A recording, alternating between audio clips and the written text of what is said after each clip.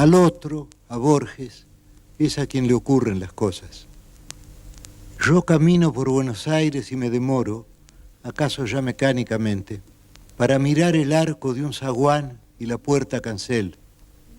De Borges tengo noticias por el correo y veo su nombre en una terna de profesores o en un diccionario biográfico. Me gustan los relojes de arena, los mapas, las etimologías, la tipografía del siglo XVIII, el sabor del café y la prosa de Stevenson. El otro comparte esas preferencias, pero de un modo vanidoso, que las convierte en atributos de un actor. Sería exagerado afirmar que nuestra relación es hostil. Yo vivo, yo me dejo vivir para que Borges pueda tramar su literatura. Y esa literatura me justifica. Nada me cuesta confesar que ha logrado ciertas páginas válidas. Pero esas páginas no me pueden salvar. Quizá porque lo bueno ya no es de nadie, ni siquiera del otro, sino del lenguaje o la tradición. Por lo demás, yo estoy destinado a perderme definitivamente, y solo algún instante de mí podrá sobrevivir en el otro. Poco a poco voy cediéndole todo, aunque me consta su perversa costumbre de falsear y magnificar. Spinoza entendió que todas las cosas quieren perseverar en su ser. La piedra eternamente quiere ser piedra y el tigre un tigre.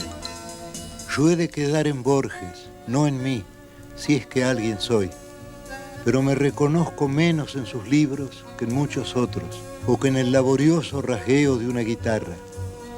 Hace años yo traté de librarme de él y pasé de las mitologías del arrabal a los juegos con el tiempo y con lo infinito.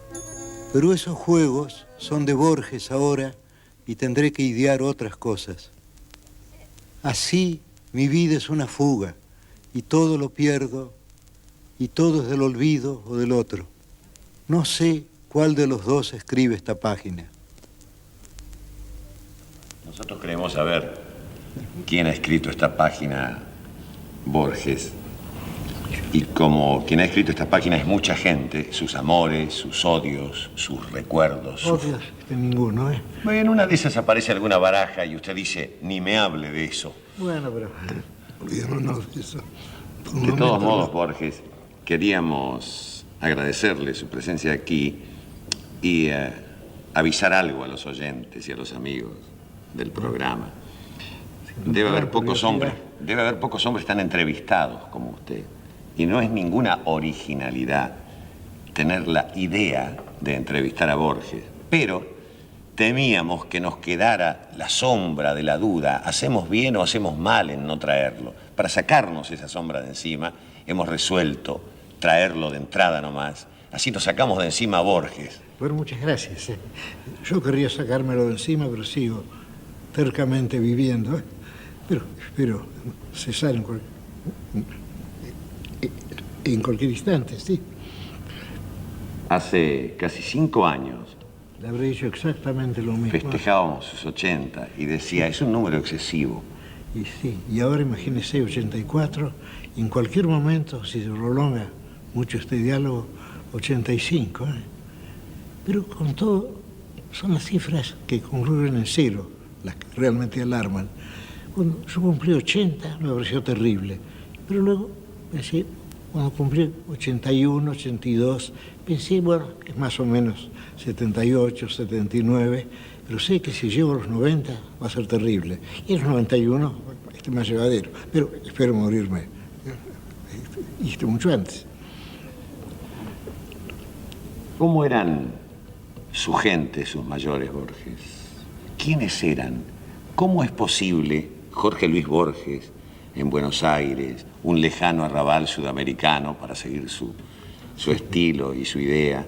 ¿Cómo es posible ese Borges en este Buenos Aires? Posible, precisamente, mediante mis padres y mediante mi padre, que me ha ayudado muchísimo, ha sido un generoso cómplice mío, pero él tuvo más prudencia que yo. Él había escrito una porción de libros y él, fuera de una novela, que él me encargó de reescribir, él destruyó todo lo demás. Y había, bueno, una pieza de teatro, otra novela, un libro de ensayos, un libro de poemas. De esos poemas aparecieron 2 o 3 sonetos admirables en la revista de Nosotros, que merecieron el pláceme de Enrique Banch. Claro, estaban escritos a la manera de Enrique Banch. ¿De qué vivía su padre, Borges? Bueno, mi padre era abogado de lo civil, y luego era profesor de psicología de lenguas vivas. Yo no recuerdo cuánto ganaría como abogado, pero sí eran 3 clases por semana, y a fin de mes le pagaban 100 pesos. Pero 100 pesos significaba algo entonces. Y ahora no sé si podría computarse, si quieres esa suma. Muchas veces por razones políticas, seguramente, esa cosa que suele llevarnos a polémicas y a discusiones. Bueno, se ha dicho mi padre que... era anarquista, como no, yo. pero se ha dicho, yo quería decirle esto. Estado, sí. Yo quería decirle que muchas veces se lo ha acusado a usted de ser representante o miembro de las clases poderosas, adineradas. No, en todo caso seré bisnieto de gente adinerada, pero ya mis padres no eran adinerados, y mis abuelos tampoco. Quizá más atrás habrá habido, sí, estancieros, que quizás fueran gente rica, quizás no. Rosas, por ejemplo. Rosas me quedó un poco lejos, felizmente, pero está algún parentesco que tengo con él. Eso por el lado de mi madre, por los Merlo y por los Rubio. Lo que yo no sabía y supe hace poco es que Rubio es un apellido judeo-portugués. De modo que yo tendría 3 apellidos judeo-portugueses. Acevedo, el nombre de mi abuelo materno, y luego Rubio, y luego Pinedo. Los 3 apellidos son judeo-portugueses. Según Ramos Mejía, que también reivindica el suyo como judeo-portugués. Y de Victorio Campo ha habido gente de sociedad que decían, bueno, esa judía metida, porque claro, los Ocampo también. Hay religiosos en sus ramas paternas, ¿no? Yo creo que hay algún Funes por allí, pero realmente me queda tan lejos. ¿Y los Haslam? Sí, es cierto, sí, los Haslam eran predicadores metodistas. Por eso mi abuela sabía la Biblia de memoria. Usted decía, bueno, usted citaba una sentencia bíblica cualquiera, ella decía, libro de Job, libro tal, versículo tal, y seguía adelante. O libro de los Reyes, libro tal, versículo tal, y seguía adelante. Claro que la Biblia está como entreverada en el idioma inglés. Es decir, por ejemplo, una sentencia bíblica en castellano resulta forzada. En cambio, en inglés no. Las frases bíblicas son parte del idioma y pueden usarse sin pedantería. Borges, esa costumbre de la Biblia en alguna de sus abuelas, ¿puede haber sembrado en usted la manera de las enumeraciones en su poesía? Bueno, sería una deuda más a la Biblia. ¿Por qué no? Yo creí que yo le debía eso a Whitman, pero Whitman también sería un lector de la Biblia. Claro. ¿No? Con eso no me alejo de la Biblia. Claro, se acerca. Claro, es un eslabón. Es un eslabón, claro. Famoso, ilustre eslabón, desde claro. luego, sí. Borges, ¿y tus abuelos criollos? Bueno, eran militares y estancieros algunos. Sí, a ver, yo recuerdo mi abuelo, el coronel Borges, se hizo matar después de la capitulación de Mitre, en la Verde. Eso fue el año 1874. Y él fue jefe de las 3 fronteras. Eso queda cerca de sus pagos. La comandancia de las 3 fronteras estaba en Junín. Sí, pasando por Junín uno llega a Mis Pagos, claro. Sí, supongo que sí. Y a los toldos, donde estaban las tolderías, bueno, de 2 caciques con los cuales mi abuelo inglés habló. Se llamaban Pincén, que era un indio malonero, y Coliqueo, que era indio amigo como de Catriel también. Claro. Pero Catriel era, bueno, las tolderías de él son al sur, por el lado del sur. Ahora, mi abuelo me contaba, yo he usado esto muchas veces en mi literatura, llamémoslo así entre paréntesis, que ella había conocido a indios que no habían visto nunca una casa. Es decir, para ellos, una puerta, una ventana, un zaguán, una puerta cancel, un patio, un aljibe, una azotea. Es algo tan asombroso como Manhattan para nosotros, o más todavía. Ella me dijo haber estado con un indio que estaba ante la puerta de una casa y no sabía que eso podía empujarse. Y esto me mostraba ningún asombro. Ahora yo he encontrado dos explicaciones. Una sería, que es la más fácil, suponer que eran estúpidos. Pero yo creo que hay una explicación mejor, y suponer que si algo es del todo nuevo, es de algún modo invisible. Es decir, que si algo es del todo ajeno a la experiencia, que uno casi no lo ve.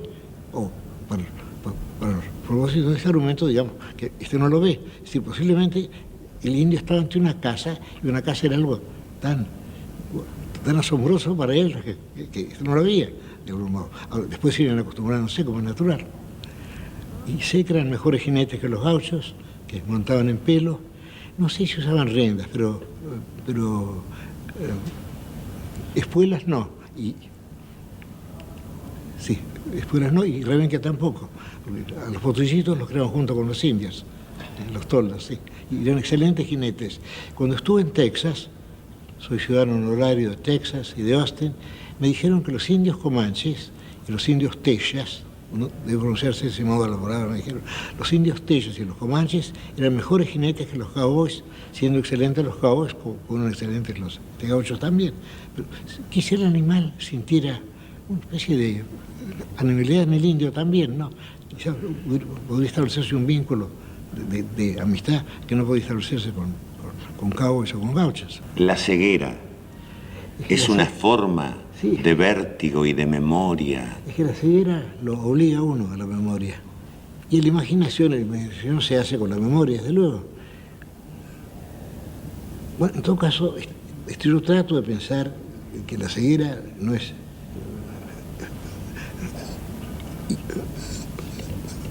íntegramente un mal, ¿no?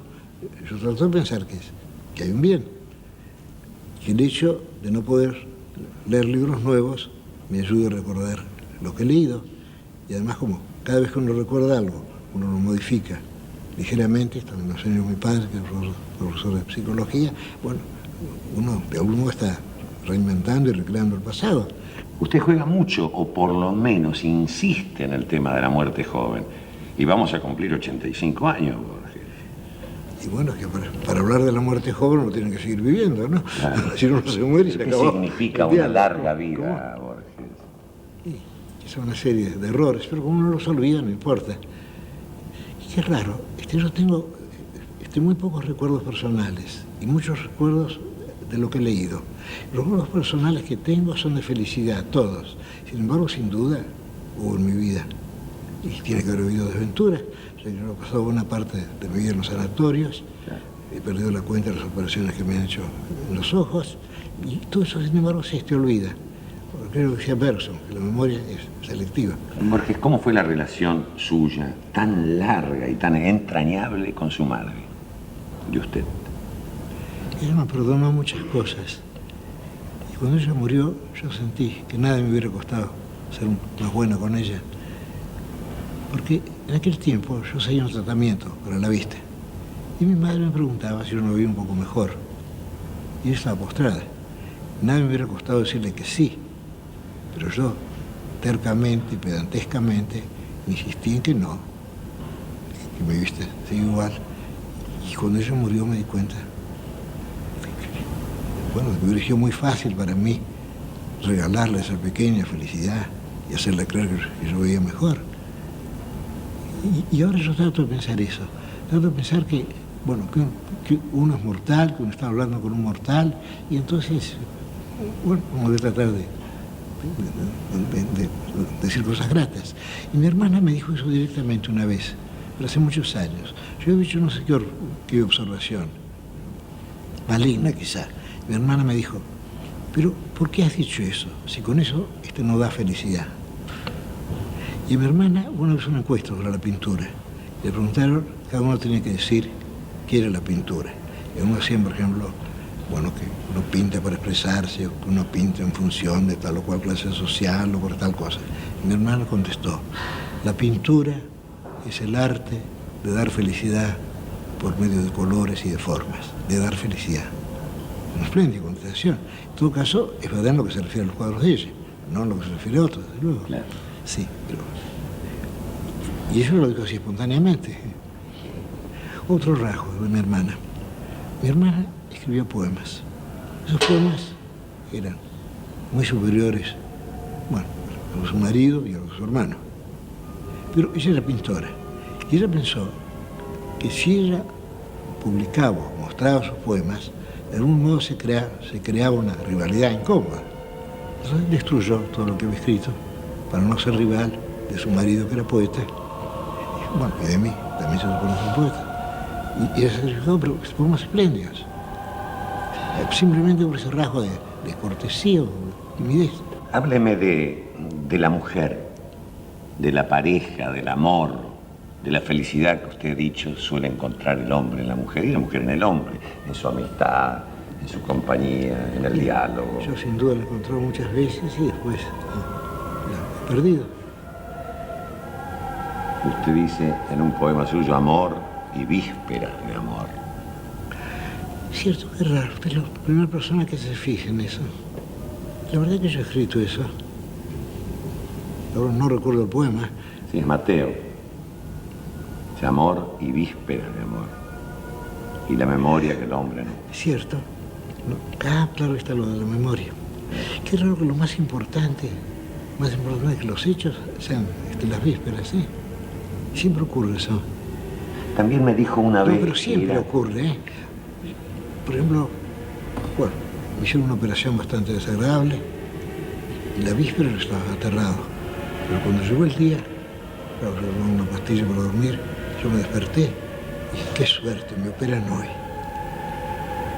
Y sentí eso con un gran alivio. El hecho de que ya fueron a ocurrir las cosas. En cambio hay personas a quienes les gusta prolongar las vísperas. Las vísperas acentúan el hecho. Sí. La gravedad de las cosas. Sí.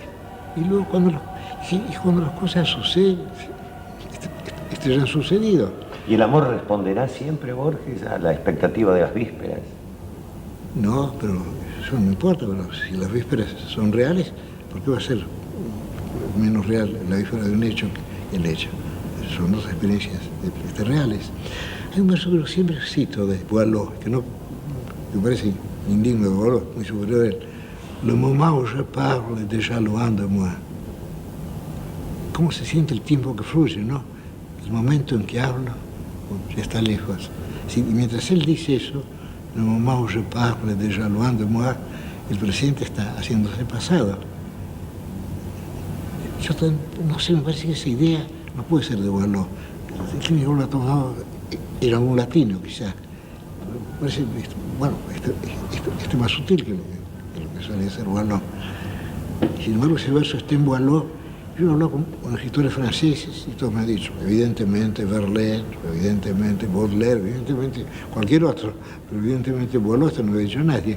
Sin embargo, yo lo he encontrado en Boileau.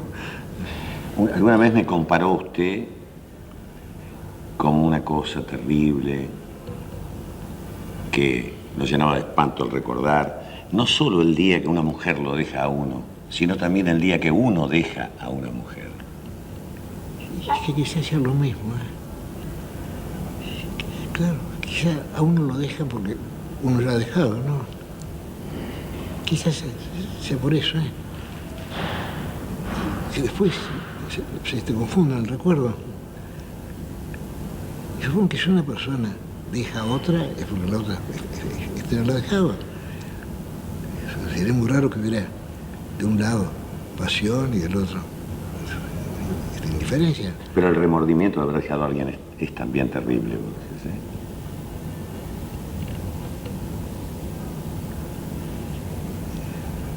Sí, pero eso no se da cuenta de que seguir con una persona va a ser una desdicha compartida, es mejor tener ese valor, ¿no? En sus sangres hay gente de coraje, gente de armas. Sí. También hay gente de letras, que no significa dejar de ser gente de coraje, por supuesto, Sí, pero de todas maneras bisnieto, hay hombres de armas y de letras. De Juan Crisóstomo Lafinur. Averigué hace poco que ese apellido es apócrifo. Es decir, es la forma que tomó un apellido muy común en Bélgica, Le Faneur. Y eso dio la Finur, que es un apellido que no existe. Pero era Le Faneur y eran, bueno, lejanamente belgas. Sí. Hay también como el dibujo de un Borges chico, niño, de vida ciertamente triste, encerrado entre bibliotecas. No, pero las bibliotecas no eran una fuente de tristeza, sino de felicidad. Yo en algún poema mío, perdóname que me repita, pero en fin, uno empieza por plagiar, por copiar a los otros, uno se copia a sí mismo. Yo digo, yo que me figuraba el paraíso bajo la especie de una biblioteca, y siempre he pensado en el paraíso como estoy lleno de libros. Y era la biblioteca, de su padre. Sí. ¿Qué tenía esa biblioteca? Bueno, había muchos libros de psicología. Él enseñaba con William James, pero muchos libros de filosofía también. Y luego, bueno, había una versión de Las Mil y Una Noches, creo que es la versión de Burton que tengo en casa, y yo leí todos esos volúmenes y, bueno, pasajes ciertamente, no sé cómo decirlo, bueno, licenciosos, explícitos. Claro. Pero yo leí todo eso y como no sabía nada, bueno, me pasó lo que le pasaba a los indios con las casas. Claro.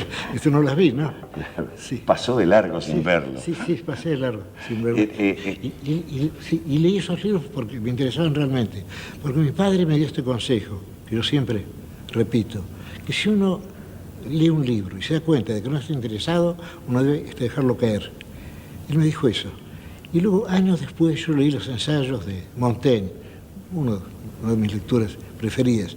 Y él dice que si él encontraba un pasaje en un libro que no entendía, que lo salteaba, como decimos aquí, lo omitía y seguía adelante. Yo creo que está bien eso, ya que uno debe ver en la lectura una felicidad y accesible. Yo creo que la idea de lectura obligatoria es una idea falsa. Estuve conversando días pasados con un señor italiano y él me dijo, cuando yo era chico me hicieron leer la Divina Comedia. Yo lo aborrecía, Dante, pero lo he releído hace poco y he descubierto que es bastante bueno. ¿En qué momento resuelven irse a Ginebra los Borges y por qué? Bueno, los motivos yo no sé cuáles fueron, pero sé que ese viaje se decidió en 2 semanas. Y en aquel tiempo, estoy hablando del año 1914, era una época, bueno, había una felicidad. No se exigían pasaportes. Nosotros viajamos sin pasaporte. Creo que después, en agosto, estalló la guerra y después del 18 empieza la desconfianza entre los países, el espionaje, y ya uno no puede salir de la casa sin una cédula, sin un pasaporte. Pero en aquel tiempo no, se pasaba de un país a otro con una habitación a otra. Usted tenía 15 años cuando van a Ginebra. ¿Cuántos Nora, su hermana? Nora oculta su edad, pero supongo que ya no oí esta conversación, digamos que 81. En todo caso, ella aprendió el francés bien. Claro, ella es menor que yo. Y yo, cada vez que trato de hablar frente a ella me corrige. Parece que mi francés, aunque soy doctor honoris causa de la Sorbonne, es bastante defectuoso. Pero cuando ustedes van a Ginebra llevan algo de la literatura argentina, algunos libros. Sí, esos libros yo los recuerdo exactamente. Bueno, eran, desde luego, libros de Eduardo Gutiérrez. Sí. Y entre ellos uno, Siluetas Militares, en que se describe la muerte de mi abuelo, que se hizo matar después de la capitulación de Mitre, en La Verde. Sí. Eso está descrito en el libro de Siluetas Militares. Y luego llevamos también los 3 volúmenes de Hilario Casube. Yo llevé de contrabando el Martín Fierro. Digo de contrabando porque se entendía que esa lectura era, calumniaba al gaucho, además un libro para compadres, se entendía que el gaucho estaba representado por Estanislao del Campo y por Casube, que era unitario, y no por un federal como Hernández. Luego la novela... ¿Pero por qué lo llevó? ¿Por qué llevó Martín Fierro Bueno, usted? porque me gustaba. No estaba de acuerdo demasiado con esa idea común. No, pero yo lo llevé, pero un poco escondido. Ya ves que otros libros había. ¿Amalia? Sí, estaba Amalia. Eran 3 volúmenes publicados en la Biblioteca de la Nación. Luego, el Facundo, de Sarmiento. Había... ¿Qué otros libros puede haber habido? Pero por lo que veo, una biblioteca muy expurgada de federales. Bueno, a ver, estaba una primera edición que he perdido del Lunario Sentimental de Lugones. Creo que es el año 1908, 7, no estoy seguro. Recuerdo que ese libro suscitó polémicas muy vivas, que mi madre lo defendía ante otras personas. Y la gente, claro, obraba con cierta perfidia, con cierta estupidez, porque habían elegido un verso que decía, a ver, en la cocina la criada bate un huevo. Y decían, ¿y esto es poesía? Entonces mi madre tenía que explicarles que no, que era un prosaísmo deliberado, introducido por Lugones en medio de versos que sí eran poéticos. Lo que le pasó a Viraldes, porque una vez escribió, imitando a Lugones, desde luego, luna, frígido villo, pulcro botón de calzoncillo. Bueno, él iba al Jockey Club y la gente decía, adiós, botón de calzoncillo. Y esa broma lo sirvió durante mucho tiempo para ser un raté, como se decía entonces, un fracasado. Esa palabra se usaba mucho. Fulano es un raté, un fracasado. Y yo era chico, ya, era bastante ambicioso. Yo pensé, ¿llegaré yo alguna vez a ser un raté? Porque yo me parecía que eso era demasiado para mi ambición. Ser un raté, un fracasado, ya era mucho.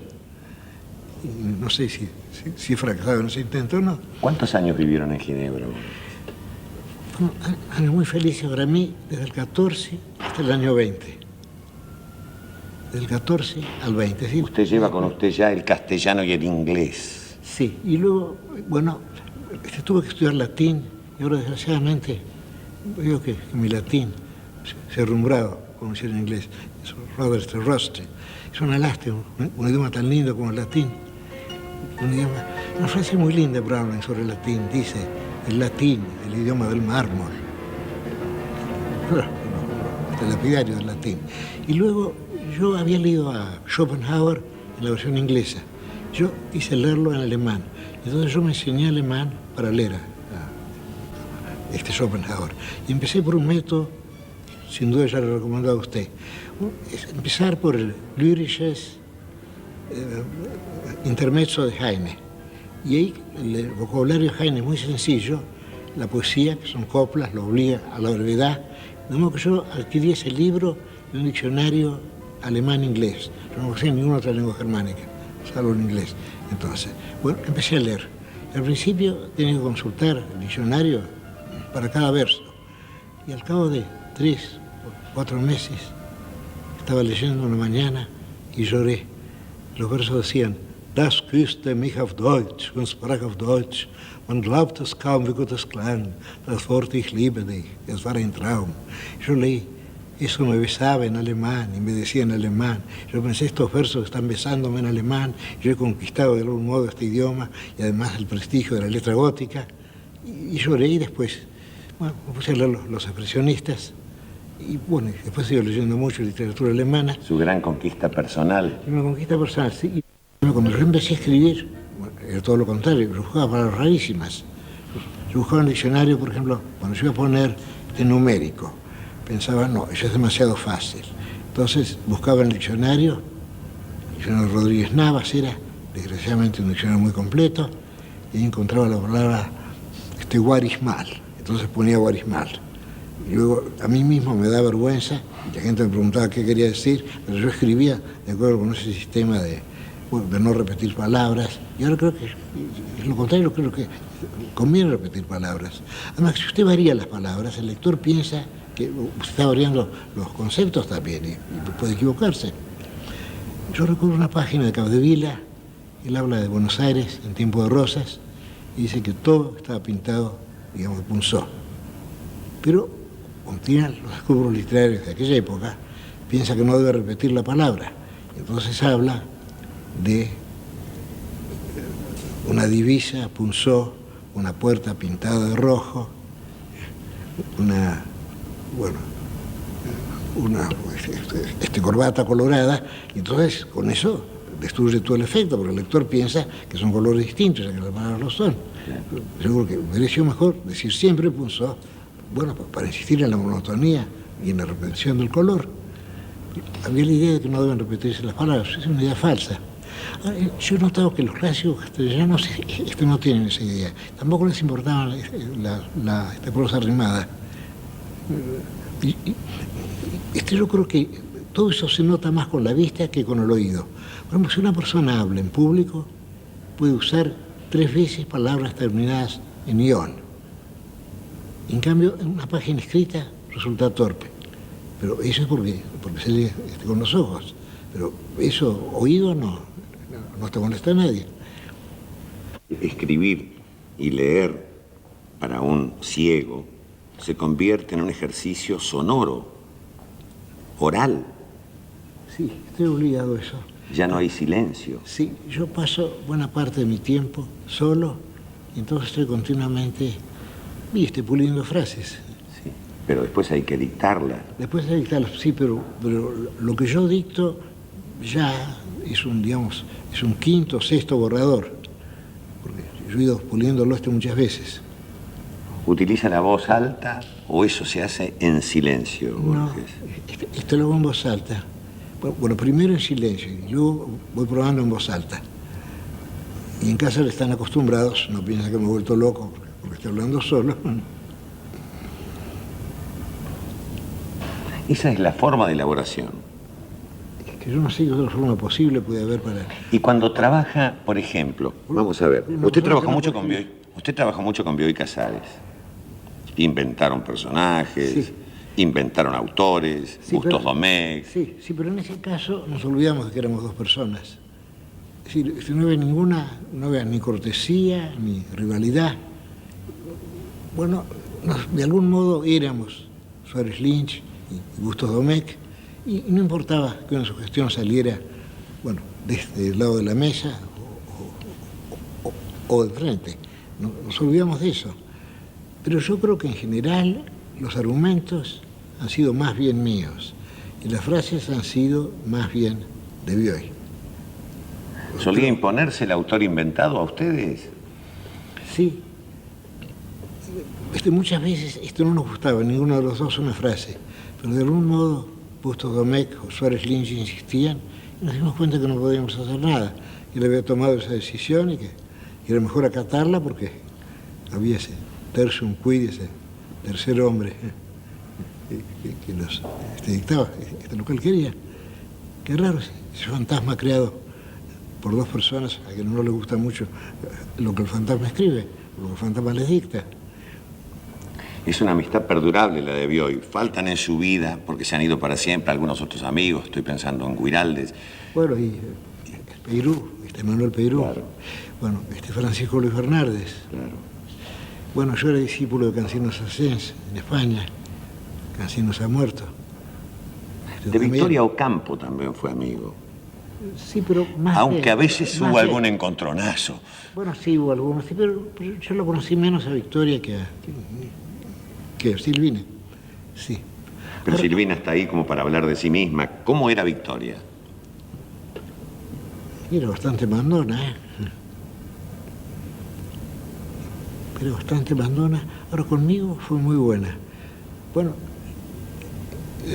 Esther, Semborain de Torres, Victoria Ocampo, fueron quienes me nombraron director de la Biblioteca Nacional, de hecho.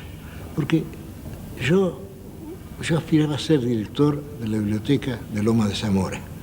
Y Victoria me dijo, no sea idiota. Textuales palabras. Mandona. Sí. Y luego, Esther me dijo, hemos aprendido, ya sabemos de quién, el arte de manejar las multitudes. Es muy fácil. Bueno, a Esther Semborain sí le ocurrió que yo podía ser nombrado director de la biblioteca. Habló con Victoria Ocampo y al día siguiente ya el presidente tenía en sus manos un documento muy impresionante en que pedían ese nombramiento 4 sociedades. Bueno, 4, sí, sociedades, digamos así, colectivas, abstractas. Una, la revista Sur, que era naturalmente Victoria Ocampo, nada más.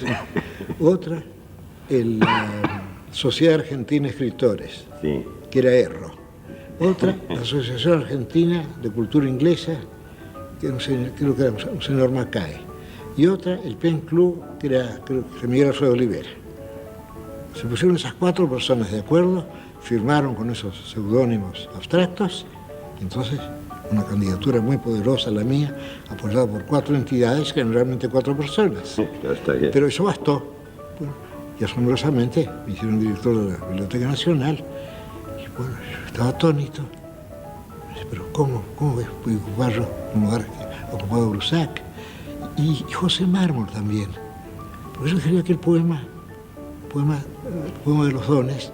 Yo recuerdo, bueno, esa dinastía, digamos, de 2 directores de la biblioteca, Brusac y yo, ciegos, y después me dijeron que Mármol también había sido director de la biblioteca y también ciego. Pero felizmente yo no lo sabía, entonces fue muy difícil manejar a 3 personajes. Borges, ¿cómo era para los muchachos de las décadas del 20 y del 30, para sus amigos y usted, porque había otros muchachos de diferente forma de vivir, la noche de Buenos Aires? ¿Qué significaba la noche para ustedes?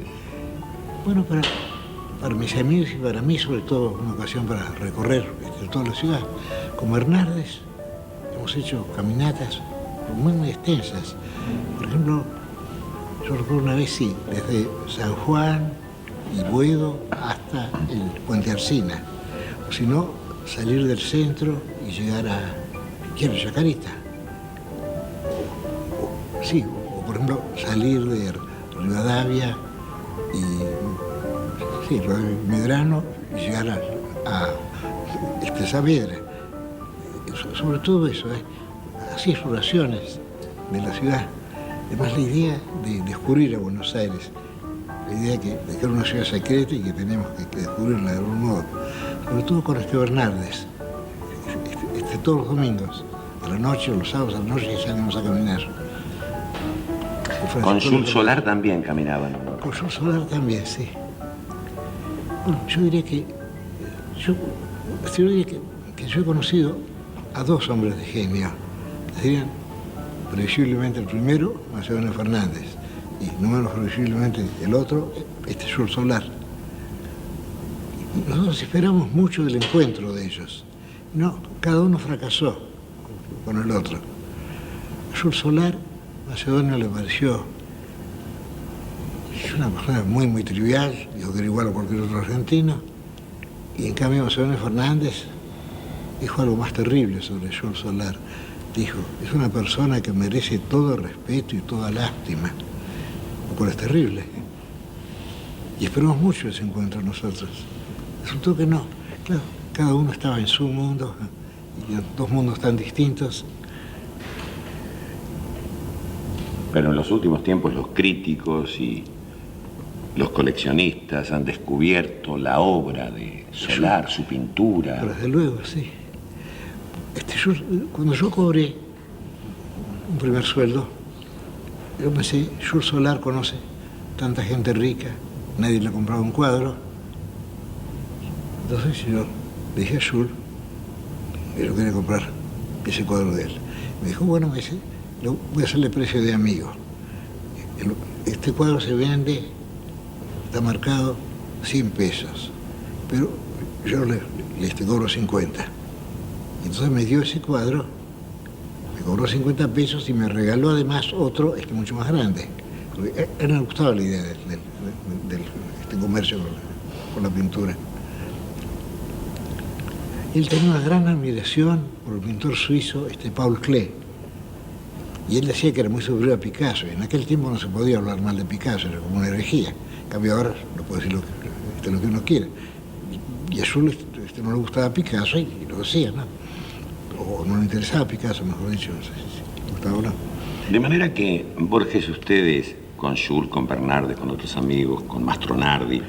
Mastronardi también, un excelente poeta.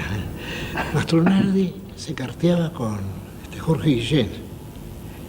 Y Jorge Guillén me dijo que eran tan ingeniosas las cartas de Mastronardi que él había resuelto no contestarle, porque no podía mantenerse a ese nivel. Cierto, con Mastronardi, bueno, digamos, inventaba cada frase, buscaba variaciones, era muy difícil el diálogo con él o la correspondencia con él. Y Jorge Guillén me dijo, caramba, yo lo quiero tanto a Mastronardi, pero no puedo seguir escribiéndole.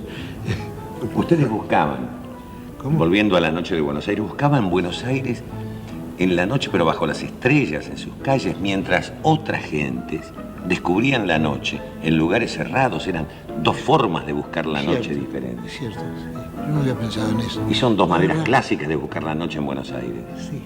Tan diferentes, ¿no? Creo que Poe, en uno de los cuentos de él, sí, creo que es el Murder in the Rue Morgue, el primer cuento policial que se escribió, que luego, bueno, ha tenido miles y miles de ramificaciones. Crímenes de la calle Morgue. Sí, bueno, y él dice, el narrador dice que él salía a caminar con Dupont y que el hecho de recorrer una gran ciudad de noche, cuando la ciudad está vacía, es un poderoso estímulo intelectual. El hecho de recorrer una ciudad, de saber que todo está poblado, y está poblado de gente que está durmiendo, que está soñando, que eso es un estímulo. Es decir, que Poe sin duda habría hecho lo mismo, si no, este no lo hubiera pasado en un cuento. Pero curiosamente, Sí. en el mismo momento, argentinos de Buenos Aires están componiendo, encerrados, en lugares de diversión, no al aire libre, lo que durante muchos años millones de argentinos y hombres, mujeres de todas partes del mundo han de cantar, que es el tango. O sea, la voz musical de Buenos Aires nace encerrada, nunca al aire libre. Sí, pero eso diría mucho antes, supongo yo, ¿no? Bueno, principio del siglo, pero en los años 20. Se supone que el su tango amigo surge en 1880, creo, Sí, ¿no? pero sus amigos Saborido y... Es cierto, sí, es algo posterior. Y Sí, Cadícamo son posteriores, ¿no? Y el mismo Cardiego, que también algo de tango tiene. sí, quizá a Carrillo le haya convenido la muerte temprana, la muerte joven. Si no, ¿qué hubiera escrito? Quizá este letra de tangos, sainetes, como que le ha convenido. Quizá un poeta le convenga una muerte, le convenga la muerte joven. ¿Cuáles son las diferencias de ese anglosajón, de esa antigua lengua de hierro que usted ha dicho, con el inglés que hablan tantos millones de personas en el mundo de hoy? Bueno, en primer término es puramente germánico, pero no, en segundo término no sé, pero quizá lo más importante es que el inglés actual es un idioma, bueno, que casi no se oye, es un idioma en voz baja. En cambio, el inglés antiguo era un idioma muy sonoro, un idioma con vocales abiertas, que en inglés o en francés han desaparecido. Bueno, yo decirle, sin duda se lo he dicho muchas veces, el principio del Padre Nuestro en inglés actual y luego anglosajón en inglés antiguo. En inglés actual es Our Father which art in heaven, hallowed be thy name. Bueno, casi no se oye, pero en inglés antiguo es Feithar ure, du de arton geovenum, sidin nama y halgot. Y se ve que, bueno, todo eso retumba. Y en inglés actual no retumba, con francés tampoco. Y el alemán creo que sí, el alemán conserva todavía vocales abiertas y consonantes ásperas, como el inglés antiguo. Volvamos a Ginebra. Pero como no, estoy siempre listo a volver a Ginebra. Fueron... Y cada vez que voy a Europa, paso 2 o 3 días en Ginebra. Y además hay una felicidad especial en el hecho de estar en un lugar, bueno, me conocen 2 personas. Una, mi amigo el doctor Simón Jeslinsky, médico en un barrio pobre. Y luego el señor Arnhem, que es dueño del hotel Estelar Ballet en la Rue de la Tourme 3. Y nadie más me conoce. No, que yo salí desconocido de Ginebra y me gusta volver desconocido. Y es muy grato. ¿Qué encuentran en Buenos Aires al regreso, 5 años después, creo? Y bueno, yo diría que lo que yo encontré fue Macedonio Fernández. Porque yo volvía con cierta nostalgia de Europa, como es natural, después de tantos años. Pero luego pensé que había hecho bien en volver, ya que conocí a un hombre de genio como Macedonio Fernández. De modo que él, de algún modo, fue como una compensación por todas las bibliotecas europeas que yo había perdido. Estaba en el puerto esperándolos. Estaba en el puerto esperándonos. Qué buena memoria tiene usted. Usted sin duda estaba allí de algún modo, ¿eh? Me lo dijo una vez y me emocionó mucho porque me di cuenta que usted estaba heredando Sí, porque... La amistad de su padre con Macedonio. Sí, mi padre lo quería mucho, Macedonio. Sí. Pero mi padre murió en 38, en el suicidio de Lugones, y lo hubiera querido verlo, Macedonio. Pero Macedonio le tenía tanto miedo a la muerte que este no vino nunca. Pero no porque no lo quisiera mi padre, sino porque él vivía con la obsesión de la muerte. Por eso él había inventado todos esos argumentos a favor de la inmortalidad del alma. Pero él no creía en ella. ¿Por qué?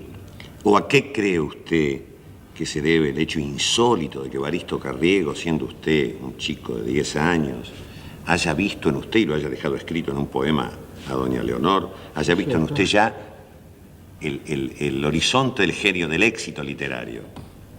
Yo creo que debo haber sido un chico insoportable, muy pedante, para que lo notara y lo pusiera en unos nota versos. Carriego. ¿No? Pero sí. Se lo dice. Pero sí, desde luego. Tengo que haber sido insoportable, sin duda. O quizá él quiso halagar a mi madre. Eso es lo más probable. Sí, porque dice, y que tu hijo, el niño aquel, de tu orgullo, que ya empieza a sentir en la cabeza breves ansias de laurel. La verdad que son versos bastante flojos, pero son versos de circunstancias, digamos, sí. Bueno, y algo vio porque su cabeza se ha llenado de laureles después de eso, ¿no? Bueno, no sé, ahora acaban de peinarme. No creo que le han notado laureles de ninguna especie. De todos modos, le han dado poniendo laureles en la frente en todas las ciudades del mundo. Es cierto, qué raro, ¿eh? Mi padre decía que él hubiera querido ser el hombre invisible de Wells. Y yo también, pero parece que no he logrado. Bueno, del todo ser invisible. Cuando llega de vuelta a Buenos Aires, Borges, ¿está decidido ya a publicar su primer libro? No. Yo siempre sabía que mi destino sería literario, pero yo esperaba que fuera menos en el sentido de escritor que de lector. Pero desde que yo recuerdo, siempre escribía y siempre leía. Eso quiere decir que me habrán enseñado a leer y escribir entre los 3 y los 4 años, ya que la memoria alcanza los 4 años, según los psicólogos. Pero yo siempre estaba escribiendo y estaba leyendo, sobre todo. Ahora mi padre me dijo que no me apresurara a publicar. Don't rush into print, me dijo, hablamos en inglés, con él. Y efectivamente, yo esperé, yo destruí, creo que 3 o 4 libros, pero el año 1923 volvíamos a Europa. Yo pensé, una buena ocasión para publicar un libro y huir. Y entonces mi padre me dio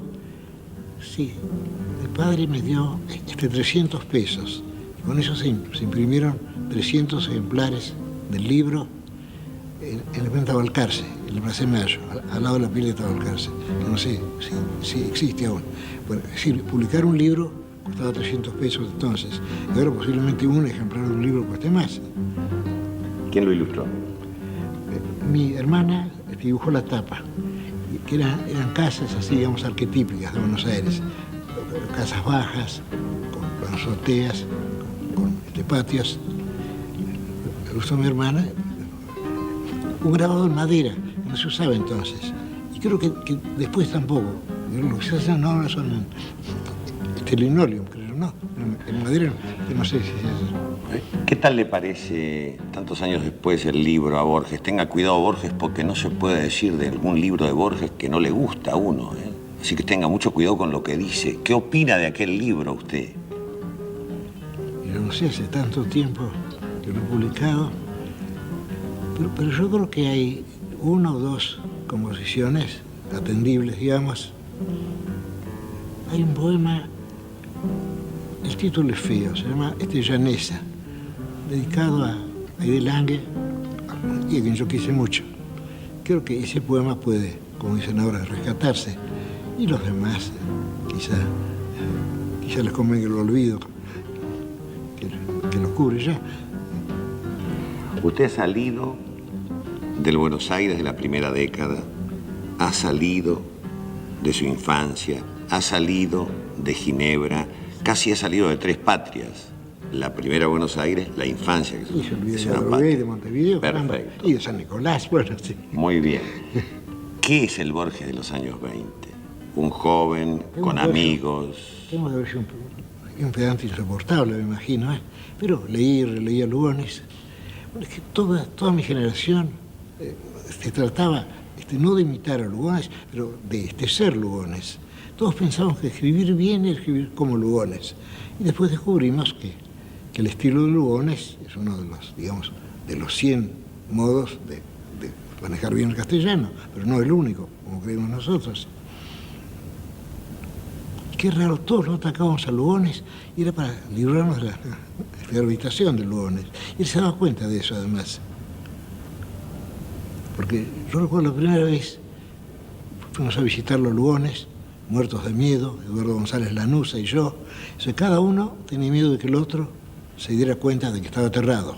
Entonces fuimos muy insolentes con Lugones, pero Lugones se dio cuenta inmediatamente de que esa insolencia era una máscara, que realmente estamos muy impresionados por él y nos perdonó esas impertinencias. No lo fulminó. No nos fulminó, le hubiera sido fácil él, ya que él tenía el hábito de fulminar. Por eso la conversación era difícil con él, porque él fulminaba los temas.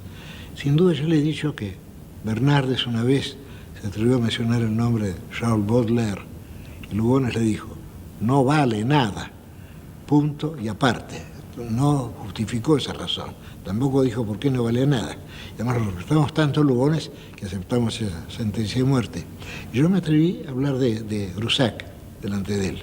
Y él me dijo, un profesor francés, punto y seguido. Ya lo olvidarán, punto y aparte. Entonces uno se cansaba de esa serie de sentencias de muerte y el diálogo era difícil con él. Y así se fue quedando muy solo.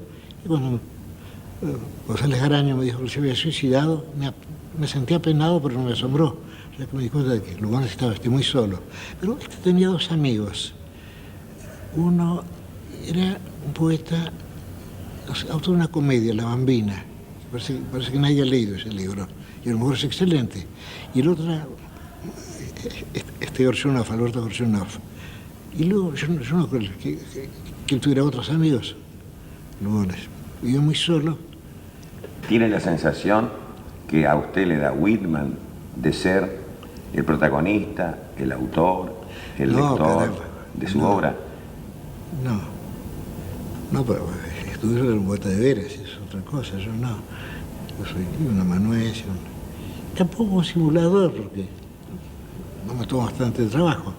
En todo caso, un involuntario impostor, digamos, esa es una buena definición, ¿eh? Un involuntario impostor, sí. Y tengo miedo de que no se den cuenta, por eso me adelanto yo a decirlo. Hemos hablado de amigos suyos, pero usted tiene amigos en todos los tiempos. Estoy pensando en Whitman. Es un querido amigo, Whitman. Sí, yo estuve en la casa de él. Estuve en la casa de él, me llevaron a la habitación de él, ya conservado los muebles, está la cama, pude tocar la cama. Una casa más bien modesta, pero no ostentosamente modesta tampoco, normalmente modesta. En las afueras de Camden, las afueras de Filadelfia. Y yo diría que si en la literatura argentina usted tiene un amigo, no es ni Sarmiento, ni es Hernández, ni es Lugones, yo diría que es Ascasubi. Sí. ¿Por qué? Bueno, porque lo he leído, Ascasubi, porque Ascasubi tiene un envión, una felicidad en Ascasubi, que desde luego no se da porque, bueno, Hernández, claro, escribió cierta tristeza, pero Ascasubi no. Ascasubi parece que llegaba así inmediatamente a la felicidad, una felicidad belicosa también. Vaya un cielito rabioso, cosa linda en ciertos casos, en que anda un hombre ganoso de divertirse a balazos. Bueno, eso es Ascasubi, evidentemente. Yo no puedo haberlo escrito. Un hombre ganoso de divertirse a balazos es precioso. Sí, es muy lindo, sí. Querelos, mi vida, los orientales, que son domadores sin dificultades. Que viva Rivera, que viva Lavalle, tenemos la rosa que no se desmaye. Los de Cagancha se le vienen al diablo en cualquier cancha. Por eso es lindísimo, sí. Pero era muy regular. Necesitaba así el estímulo de una batalla, de la víspera de una batalla. Necesitaba eso para ser un buen poeta. Cuando se sentaba a escribir, no sabía hacerlo. Y hay una cosa curiosa en... Pero eso no es un argumento contra él. Por ejemplo, yo creo que Shakespeare necesitaba el estímulo de una representación, de los actores, porque si no, lo que hacía no le salía bien. Pero el hecho de tener que preparar algo, de conocer personalmente a los actores, todo eso influía, bueno, benéficamente en él. Y claro, los estímulos son distintos para cada autor, supongo yo. Bueno, Fernández me dijo que él escribía para ayudarse a pensar. Él no quería publicar. Ese primer libro de él, Papeles de recién venido, lo publicamos casi contra su voluntad, Alfonso Reyes y yo.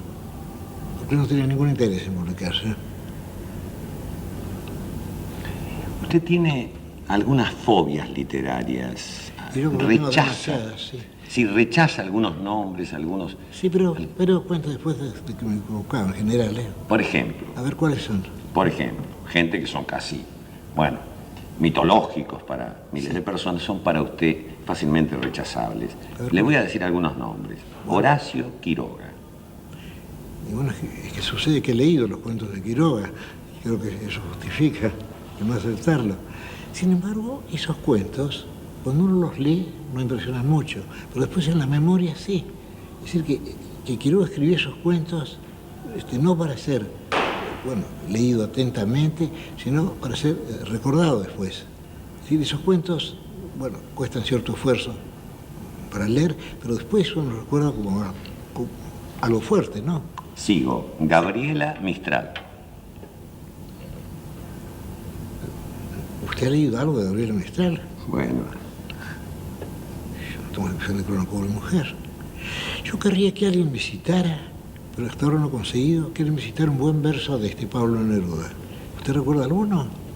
Bueno, sí. Pero parece que nadie recuerda ninguno. De Neruda se puede recordar alguno, ¿no? Bueno, ¿cómo no? A ver cuál. No me tome el examen. Puedo decir. No Lo que pasa es que lo que es bueno para mí puede no serlo para usted. Bueno, pero eso quiere decir que usted siente un poco de vergüenza ante la cosa que recuerda. Yo dije Gabriela Mistral. Y a usted no le gusta. Y le voy a decir... No, me pareció además que era, digamos, profesionalmente chilena, profesionalmente sudamericana, y que por eso gustó en Suecia, porque corresponde exactamente a la idea de que una escritora de Sudamérica tiene que tener sangre india, tiene que escribir de un modo sentimental, tiene que ser morena. Yo creo que ella cumplió con esos requisitos, nada más, pero la obra de ella, que yo recuerdo, bastante floja. Esto no recuerdo una línea de ella. Pero ahora me agregó a Neruda a la lista. Sí, la verdad es que yo he hablado durante mucho tiempo bien de Neruda, porque si no quedaba como un envidioso, porque le dieron el premio Nobel. Por asuntos de premio Nobel. Sí, pero realmente creo que no fuera tanto a Neruda. Bueno, yo le digo unos poemas espantosos. Usted no va a creer, me tiene poemas dedicados a la cebolla, a la lechuga, al apio. Es una vergüenza realmente. Pero mejor que este Huidobro será, bueno, este no mata un punto muy alto, ¿no? No mata. No, yo creo que no. Yo recuerdo versos de Huidobro. Voy a decírselos. Un tren puede rezarse como un rosario. Yo creo que es difícil hacer un verso más débil que eso. Claro, eso quiere decir que los vagones del tren pueden compararse a las cuentas de un rosario. Pero no sé si una persona que pasa de un vagón a otro lo hace religiosamente o místicamente. Bueno, voy a seguir sigamos, poniendo sobre la mesa nombres pero ¿cómo no? Que rechazan. Bueno, Alfonsina Storni.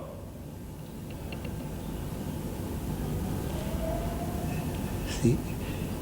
Yo recuerdo un solo verso de ella, pero que se refiere a los pájaros y a un árbol. Dice, alados inquilinos tocan sus dulces flautas. ¿Le parece buena la idea de llamar alados inquilinos a los pájaros? ¿Le parece una idea feliz? No sé. ¿No? Bueno, que sí, ahora lo firmó ella, sí. Con este asunto de las indexaciones en el alquiler, bueno, eso es cierto, sí, pobres pájaros, ¿no? Cierto, pueden sí, ser razón, desalocados sí. en cualquier momento. Sí. Bueno, ¿no? a ver, ¿qué otros? O sea, no. ¿Qué otras fobias Con hay? Alfonsina no.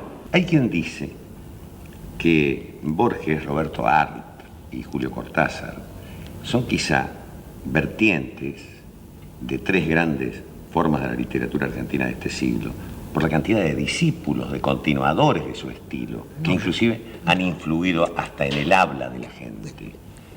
Yo no tengo ninguno que yo sepa, quizá ellos sí. Yo no conozco ninguno. Bueno, usted tiene, pero no es el punto en discusión. Acaba de morir Cortázar. Cortázar. ¿Qué juicio le ha merecido Cortázar? Bueno, yo conozco los cuentos de él que me parecen admirables. Las novelas no, porque no soy lector de novelas. Bueno, Yo lo habré visto a Cortázar 3 o 4 veces en mi vida. Yo dirigí una revista titulada Los Anales de Buenos Aires, de una señora de Ortiz Basualdo. Y se presentó en la redacción, un muchacho alto, de barba, me trajo un cuento. Y me dijo que quería mi opinión. Yo le dije, vuelva dentro de 10 días. Pero él no pudo esperar tanto tiempo, volvió a la semana y yo le dije, sí, tengo varias noticias para usted. Una, que su cuento está en prensa, y otra, que le ha gustado mucho a mi hermana, que ella lo ha ilustrado, va a salir con 2 ilustraciones en el próximo número. Yo me olvidé del episodio ese, el cuento era excelente, se llama Casa Tomada. Un cuento muy lindo, una casa invadida por algo espectral.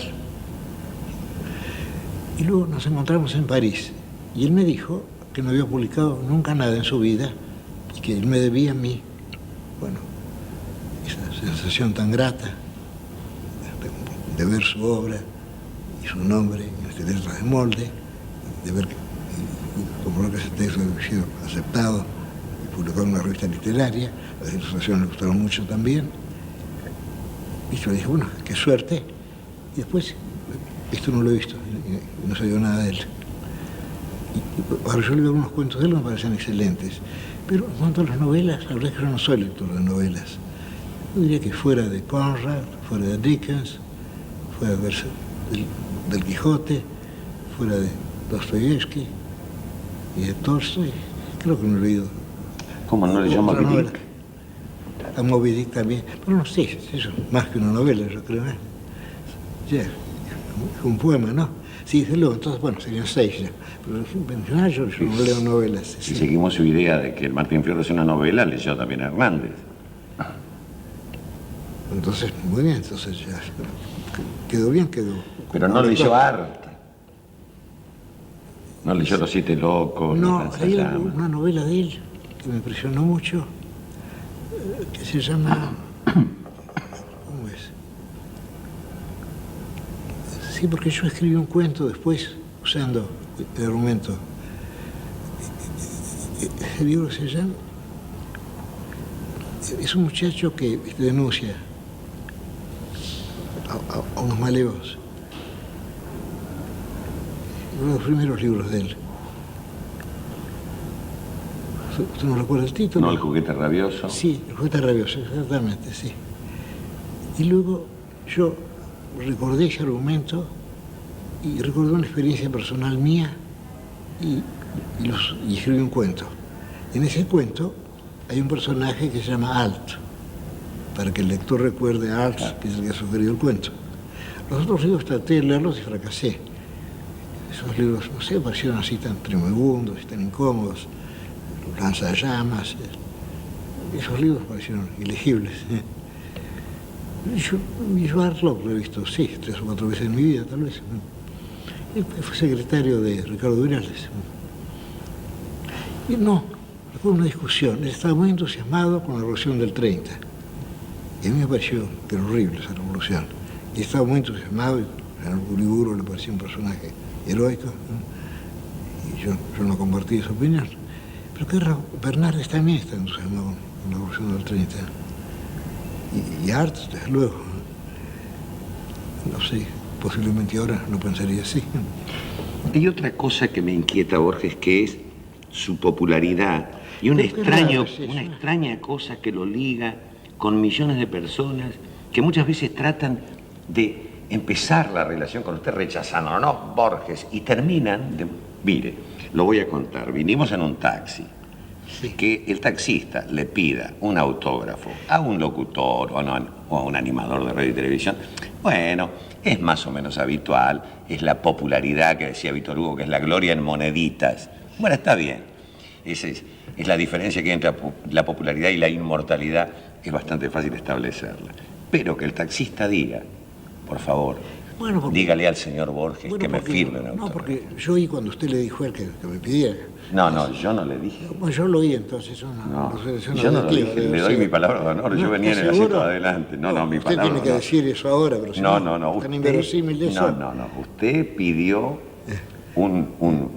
algo para apoyar su mano, porque oyó cuando el taxista dijo, no puedo perder esta oportunidad. Dijo así, ya puedo irme de vuelta a mi casa y no trabajar más en todo el día. Y yo estoy seguro que estaba refiriéndose a usted. Se está enriqueciendo lo que él dijo. Muy bien. Yo le digo, ¿cómo es? Y usted le dijo que me pidiera a mí, eso no, es la verdad. ¿Cómo es esa? ¿Cómo siente esa popularidad que es tan difícil encontrar para un escritor de su estilo y de su forma? A veces es incómodo. Por eso me gusta Ginebra porque no me conoce nadie. Y aquí sí algunas personas me conocen. ¿Realmente prefiere vivir en una ciudad donde no lo conocen? Desde luego.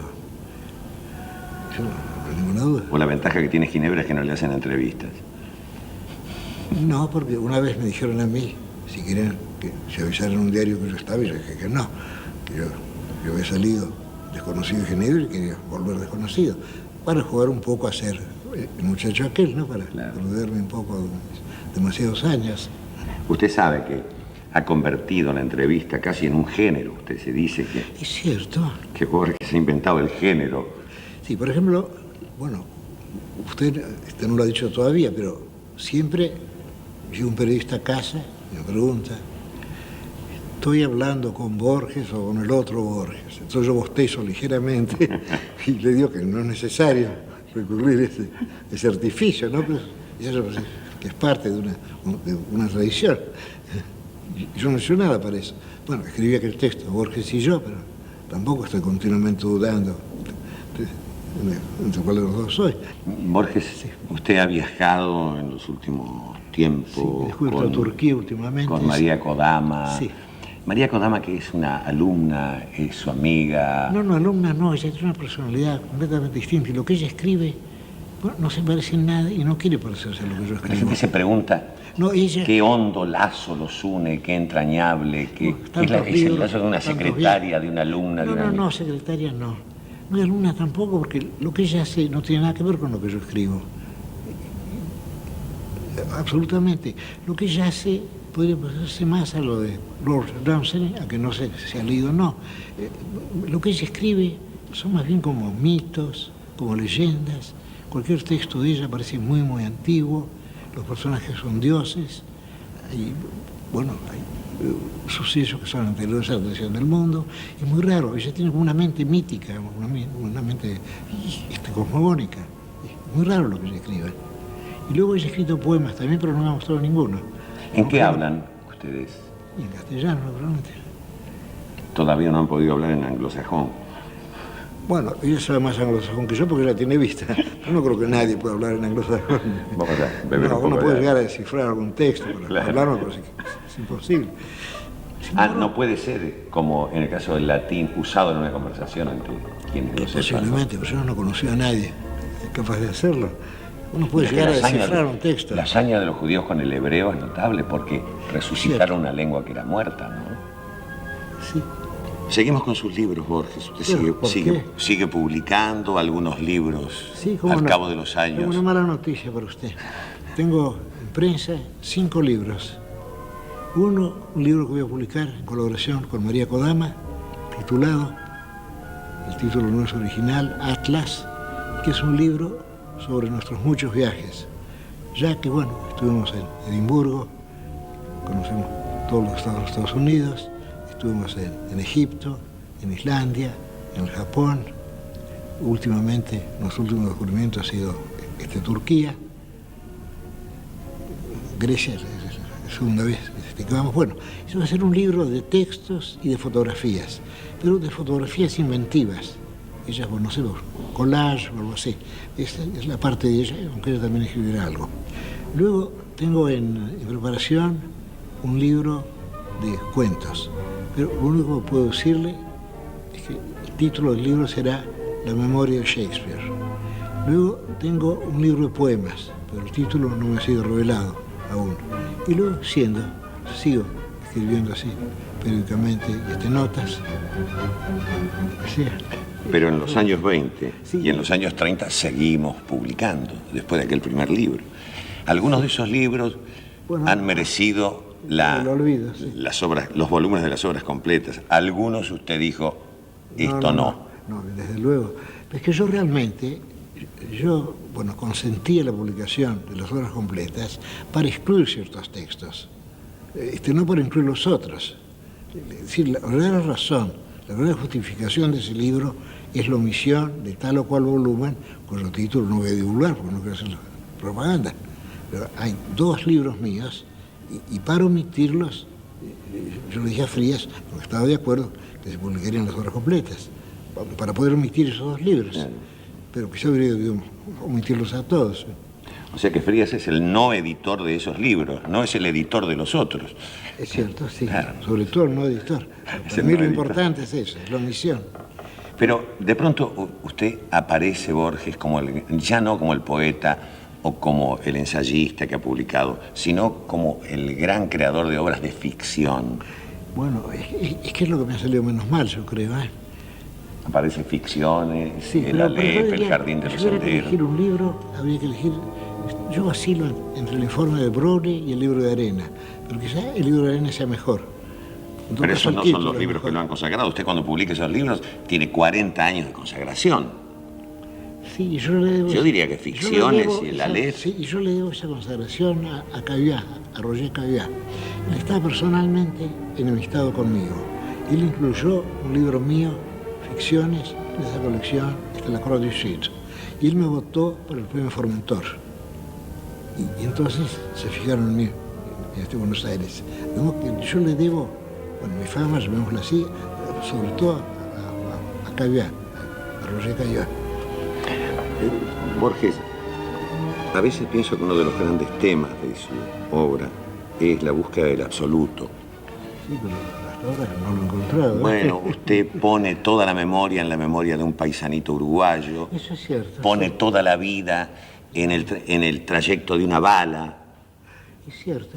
Pone todo el universo. Sí, bueno, es que ya tenga razón usted. Pone todo el universo en un agujero en el espacio, bueno, todas las cosas en una moneda. Bueno, entonces le agradezco esta revelación bueno, a usted. Pero la pregunta es... Usted me reveló, yo no sabía, pero quizás tenga razón. Usted ve, los críticos lo inventan a uno. Uno es un pretexto para los críticos. Y usted es el crítico en este momento. En los últimos tiempos usted ha hablado mucho de su ateísmo. Sí. No, pero eso quiere decir que descreo de un Dios personal, pero no que descrea de un propósito ético, bueno, digamos, en el universo o en todo caso en mí. Eso quiere decir simplemente que yo no creo que haya un individuo, sobre todo si vamos a imaginarlo, bueno, formado por 3 personas, yo no creo que haya un individuo en este momento que sea Dios, pero que haya algún propósito en el mundo, sí. Y entonces podríamos pensar en un propósito estético y, ¿por qué no?, en un propósito ético. Eso diría que es lo más importante, claro, que tendiéramos hacia el bien. Y yo trato de ser un hombre ético, pero desde luego no siempre lo soy, no siempre lo he sido. Vamos a hablar un poco de política. Bueno, en este momento es un tema grato. Parece imposible que eso ocurra. Pero vamos a hablar de política a través de su vida. Yo no sé si, influidos los muchachos de aquel tiempo por ingenieros, aparecieron algunas páginas que victoreaban a la revolución bolchevique. Bueno, la segunda fui uno de ellos, pero no fue por influencia de ingenieros. Yo escribí unos poemas saludando a la revolución rusa, pero eso fue poco antes de la conclusión de la guerra. Claro, porque es que el comunismo significaba otra cosa entonces. Ahora creo que significa el zarismo, el imperialismo ruso. En aquel tiempo no, era una voluntad de fraternidad entre los hombres, la misma palabra, un contenido del todo distinto. Después aparece Irigoyen y aparecen algunos poemas y también por lo que uno sabe en el corazón y en la cabeza de esos muchachos. Sí. Es cierto. Sí, es verdad. Ahora... Después desaparece Irigoyen y aparece el viejo y glorioso Partido Conservador. Bueno, yo me afilié al partido y alegué como razón, cosa que no les alegró a ellos, que el Partido Conservador tiene la ventaja de no poder suscitar ningún fanatismo. Pero no sé si eso les gustó a los conservadores. Pero la verdad es que nadie puede ser fanático del Partido Conservador. Y actualmente no estoy afiliado a ningún partido. Recibí la noticia de las elecciones con una gran alegría y con cierta incredulidad que me dura aún. Me parece imposible que haya ocurrido eso. Pero Si admitimos ese milagro, podemos suponer que va a ser el primero de una serie de milagros. De todos modos, Borges, nosotros hablamos de gente, de hombres, de mujeres. En definitiva, estamos hablando del ser humano, del misterioso y secreto ser humano, ¿no? Sí. Este ser humano del siglo XX, de 1984, ¿es el mismo del siglo XIX? ¿Es el mismo del siglo XVIII? ¿Es siempre el mismo? Yo creo que sí. ¿Qué diferencias podía haber? Usted alguna vez me dijo que el hombre del siglo XVIII era el mejor de todos. Es decir, me dijo un siglo razonable. Bueno, ese siglo parece superior al XIX. Pero no los hombres de XX. ese siglo. ¿El siglo o los hombres de ese siglo? En todo caso, la gente trataba de ser razonable y ahora más bien la gente se jacta de no serlo. Ahora, Oscar Wilde dijo que, sí, dijo que el hombre en cada instante de su vida es todo lo que ha sido y todo lo que será. Ahora, ¿eso qué querría decir? Que hay, bueno, que de algún modo uno está en todos esos tiempos o simplemente que hay algo en el individuo que no cambia, que perdura a través de las cambiantes circunstancias. ¿Sabe lo que yo pienso? Al ¿Sería revés. eso lo que querría decir? No. Yo pienso, y lo aprendí de usted, de una línea suya, ¿Qué? que dice, pronto sabré quién soy. Me parece que el último momento de la vida del ser humano es recién el momento totalizador. Bueno, cuando yo escribí eso, luego yo pensaba en un momento después de la muerte, ¿no? Claro, pronto sabré quién soy. Sí, es el final de un poema, ¿no? Sí. Pero no sé si lo pensé realmente o si pensé que eso era, que por razones literarias convenía concluir ese poema. Sí. Pero la frase está bien. Pronto sabré quién soy. Sí, la frase está bien. ¿Cree usted en la inmortalidad, Borges? No, ahora no. Tengo la esperanza, bueno, lo que decía mi padre, de morir enteramente, morir cuerpo y alma, que es lo que quería. Usted llora la muerte de su madre, doña Leonor, pero con el tiempo el recuerdo no es el del día de su muerte, No. sino es el de los felices No, y días. es tampoco ese recuerdo que cada mañana hay una fracción de segundo durante la cual yo pienso que ella está en su pieza. Y cada vez que yo vuelvo a casa, pienso que ella está en su pieza. Los otros días tuve que ir a la Recoleta, me pareció horrible, y realmente lo es, las bóvedas, y pensé, bueno, si hay alguna parte del mundo en que no están mis padres o mis mayores es aquí, porque esto es demasiado atroz. En cambio, en la casa de ellos, ¿por qué no?